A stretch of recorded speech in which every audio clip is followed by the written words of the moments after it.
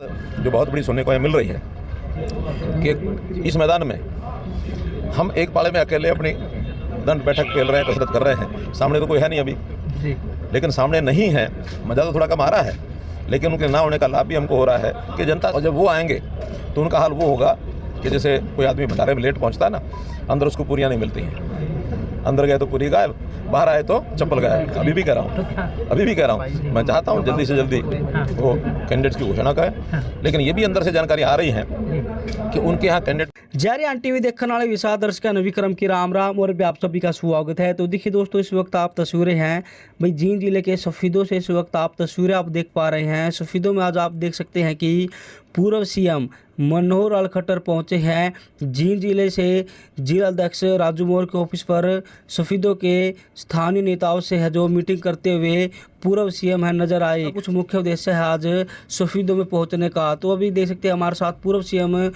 मनोहर लाल खट्टर है हमारे साथ।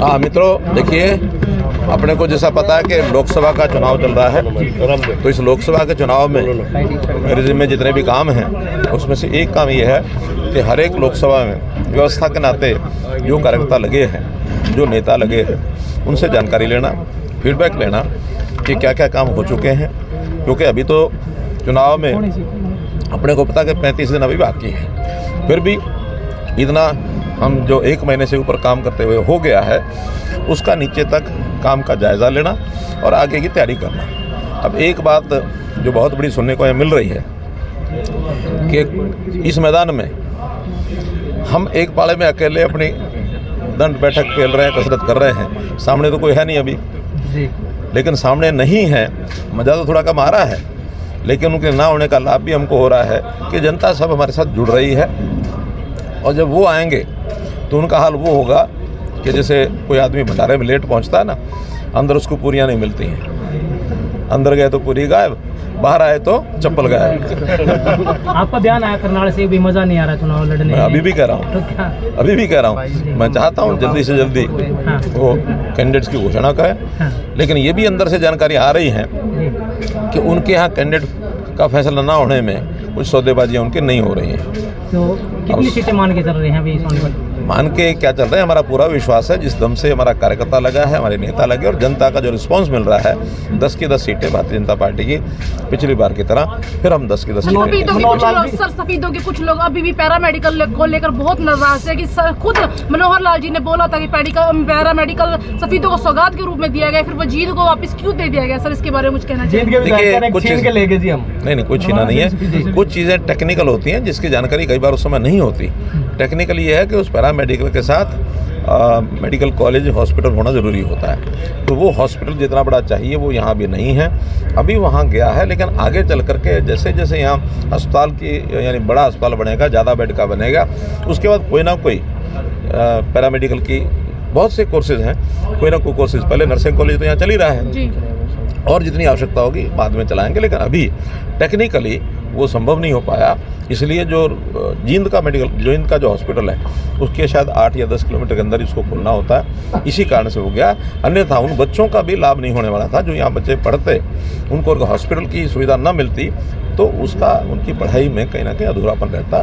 बच्चों के भी इंटरेस्ट में यह है कि हॉस्पिटल नज़दीक खोला जाए, और यहाँ से कोई जींद दूर नहीं है, जिन बच्चों को पढ़ना होगा उनको वहाँ हॉस्टल की सुविधा, ये सुविधा सारी दिलाएं। बतौर मुख्यमंत्री 9.5 वर्ष आपने कार्य किया, अब प्रदेश में चुनाव भी है, क्या लगता है कि आपके द्वारा जो विकास कार्य करें उनका फायदा मिलेगा? आप बताओ फायदा मिल रहा है कि नहीं मिल रहा है? आप बताओ फायदा मिल रहा है कि नहीं मिल रहा? जनता तो बहुत प्रसन्न है। 4 लाइन की घोषणा की थी आपने एक भी जींद से जो पानीपत होगा, लेकिन अभी तक भी अटका हुआ जमीन। ऐसा था, ये बहुत से विषय ऐसे होते हैं जो कई उस फेजेज में से निकलते हैं। नेशनल हाईवे है, ज़मीन है, और जैसे ही हमारी एडमिनिस्ट्रेटिव अप्रूवल होने के बाद टेंडर होगा, सब होगा, लेकिन जो कुछ उसमें कठिनाइयाँ हैं, खास करके ज़मीन की बात, जैसे ज़मीन उपलब्ध हो जाएगी वैसा करें। मनोहर लाल जी लगातार 2 बार बीजेपी यहाँ से हार रही है, आपको क्या लगता है कि बीजेपी बार बार एक्सपेरिमेंट जो कर रही है, कभी बाहरी कैंडिडेट, कभी कोई नया कैंडिडेट, क्या रीजन मानते हैं हार? अभी ये विधानसभा का चुनाव नहीं है, लोकसभा का चुनाव है। चुनाव तो है ना, लोकसभा के चुनाव में लगातार हम जीते हैं, दोनों बार जीते हैं। जय श्री राम, जय श्री राम, जय श्री राम, जय 400 बार जरूर होगा और जरूर तो फिलहाल अभी आप देख सकते हैं पूर्व सीएम खट्टर सफीदो है पहुंचे हुए थे और आप देख सकते हैं बातचीत करते हुए नजर आपको यहाँ पर दिखाई आपको दे रहे हैं पूर्व एमएलए कलीराम पटवारी यहाँ पर मौजूद है। और फिलहाल बात जाए तो पूर्व एमएलए जसवीर देसवाल भी यहाँ पर पहुंचे हुए थे। तस्वीरों में आप देख सकते हैं। तो जितने साथी जो तस्वीरें जो आप देख कर सभी से मेरा अपील रहे कि आप इन तस्वीरों को है आगे से आगे भी से जरूर करें। और आप देख सकते हैं करमबीर सैन भी यहाँ पर पहुंचे हुए थे और मैं आपको लगातार मैं तस्वीरें आपको दिखा रहा हूँ। वाइस चेयरमैन है फिलहाल देख सकते हैं जो सीएम खट्टर से मुलाकात करते हुए आपको नजर आ रहे हैं। और दीपक चौहान भी आपको है तस्वीरों में दिखाई दे रहे हैं कि सफीदों से एमसी है वो भी मिलते हुए आपको यहाँ पर पूर्व सीएम खट्टर से मिलते हुए आपको यहाँ पर नजर आ रहे हैं। तो जितने साथी जो तस्वीरें आप देख पर सभी से मेरी अपील रहेगा आप इन तस्वीरों को है लगातार आप आगे से आगे भी शेयर करते रहे।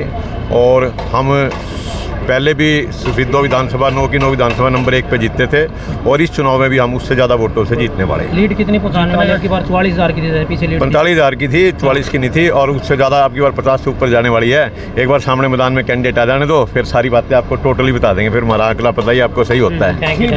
तो फिलहाल अभी आप देखते हैं हमारे साथ है अमरपाल राणा जी हमारे साथ जुड़ चुके हैं। सर क्या कुछ कहना चाहेंगे? खट्टर जी है सफीदो पहुंचे हुए थे तो क्या कुछ कहना? मनोहर लाल जी ने हमारे को जो संगठन के मंत्र थे वो दिए हैं और जैसा पिछला चुनाव बड़े जोर शोर से जीता 2014 और 2019 का वो पिछला रिकॉर्ड सारा तोड़ेंगे और सफीदों विधानसभा हम जो है बड़े अच्छे उत्साह से पिछले से 1.5 गुना ज़्यादा वोटों जीतेंगे। तो बाद में काफ़ी समय तक मैं देख रहा था कि जो मीटिंग चली है क्या क्या बातें हुई है बताना चाहेंगे?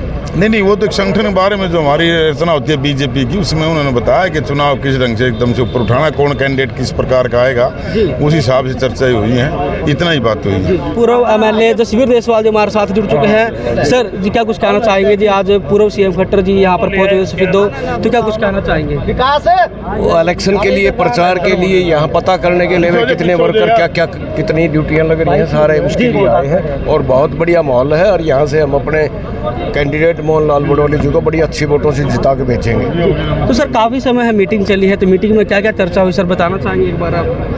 कौन सी मीटिंग में? अभी यहाँ पर सर बातचीत हो रही है सर। ये बातचीत तो सारी वर्कर्स की, पार्टी के अहदेदारों की और सभी जितने लीडर हैं सबकी ड्यूटियाँ लगा के गए हैं। जी थैंक यू सर।